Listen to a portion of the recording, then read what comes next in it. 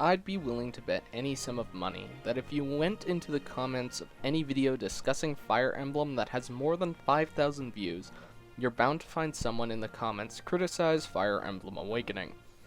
By now you've probably lost some money, but I'll go a bit further and say that there is also a high likelihood that someone has responded to that comment saying some variation of, "But Awakening saved the series." At the time of writing this, the Fire Emblem fanbase is in a bit of an uproar, and to simplify a lot, when Awakening was released in 2013, the tone, design philosophy, and focus of the series did a near complete 180.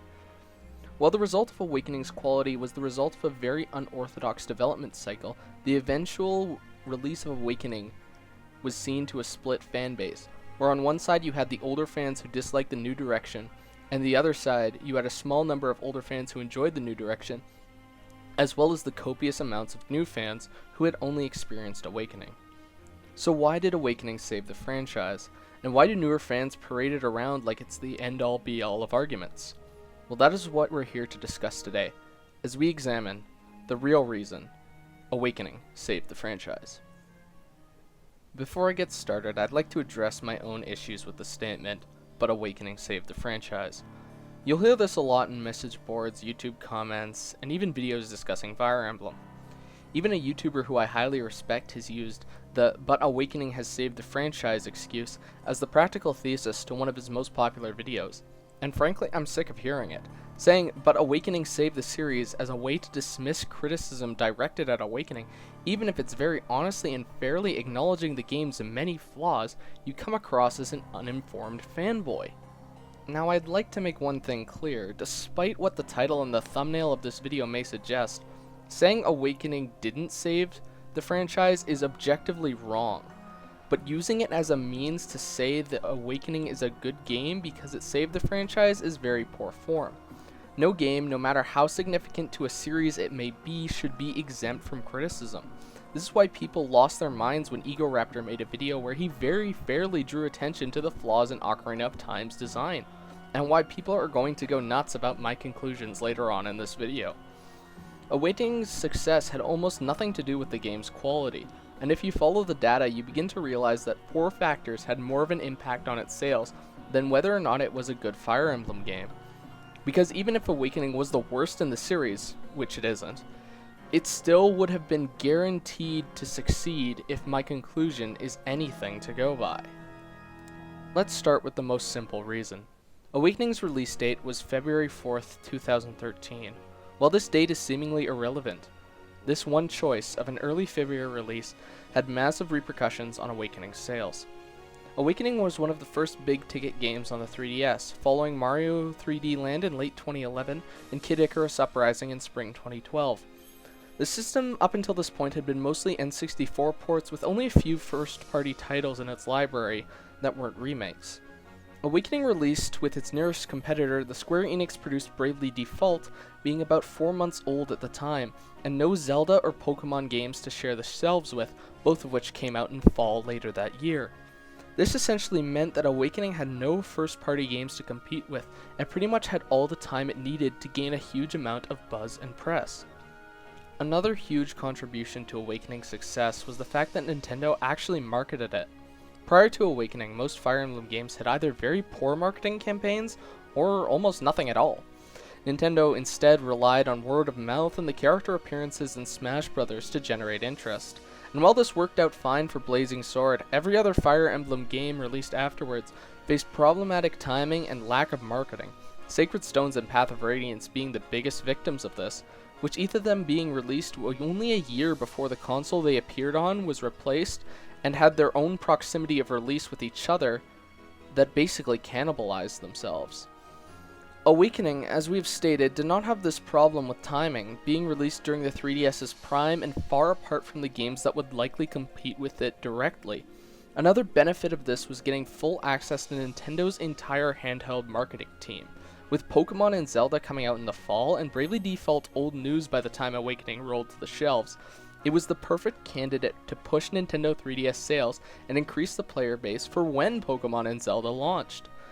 The coverage and pre-release for Awakening was huge, the game having a heavy online presence in the form of YouTube ads, as well as having TV commercials, something usually reserved for Nintendo's flagship franchises. The biggest advantage Awakening had was that it was treated as a major release, a luxury that Fire Emblem had never enjoyed prior. Not only did Awakening receive a lot of coverage, it also received very good coverage. Awakening's trailers were structured more like film trailers than game trailers, making use of the beautifully animated 3D cutscenes and showing only enough detail to entice the viewer and get them interested in the story. A good example of this was the Accolades trailer, which I'll let play on screen for a bit. While simple, this trailer is very well put together and hits all the right notes, especially by including the excerpts from the critical praise Awakening received from its many reviews. So, timing and marketing. We're finally starting to piece together a picture of what made Awakening the guaranteed success I claim it was. There are, however, still two more things that helped make Awakening into that success. Let's start with the last factor. This one is directly related to Awakening, and probably the only thing about its gameplay that made it so appealing. And that thing is casual mode. Permadeath is not a unique concept to Fire Emblem by any means, but other strategy RPGs that featured it, such as Final Fantasy Tactics, had ways to circumvent it, such as correcting your mistakes before a party member died, or even allowing you a few extra turns to save them before they actually did.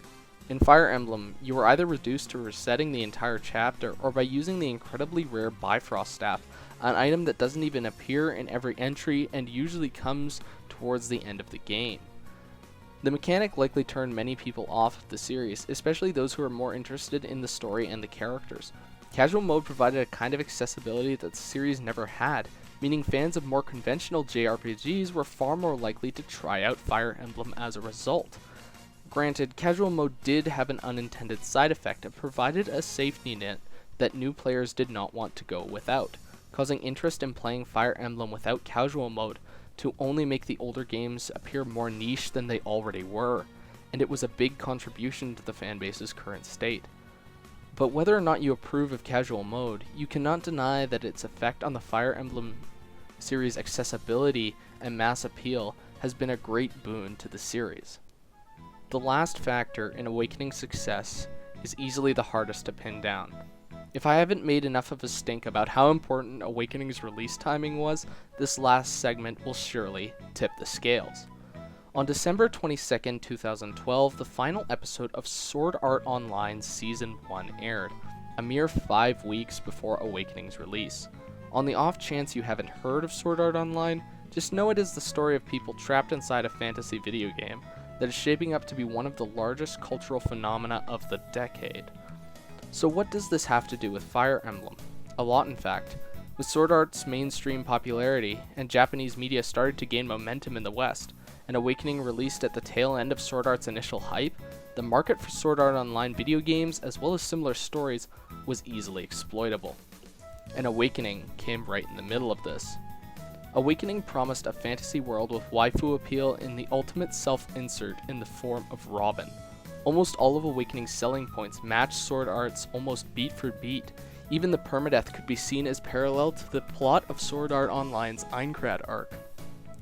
Add that to the similarities in character design, Sword Art Online having a similar target demographic, the dating aspects of the My Unit supports, and you have the perfect storm of coincidences that led to Awakening becoming a giant leech in the SAO cash cow. Now, the caveat to this is the fact that the Awakening developers likely had no intention whatsoever to cash in on SAO, and a lot of the shared audience between Fire Emblem and SAO is a result of timing and coincidence more than anything. But the amount of people I've seen compare and enjoy both Fire Emblem and SAO, and the likelihood of fanbase overlap, especially considering Awakening's timing, is a strong possibility that I feel should not go overlooked. Before I wrap this video up, I'd like to quickly address Awakening's critical reception. As I stated earlier, Awakening's quality was irrelevant to its success, but the review scores would seem to suggest otherwise. Where I believe Awakening's critical acclaim comes from is a result of a large flaw in game journalism. It's also why I believe that the fan perception of Awakening and the critical reception of Awakening are so very different.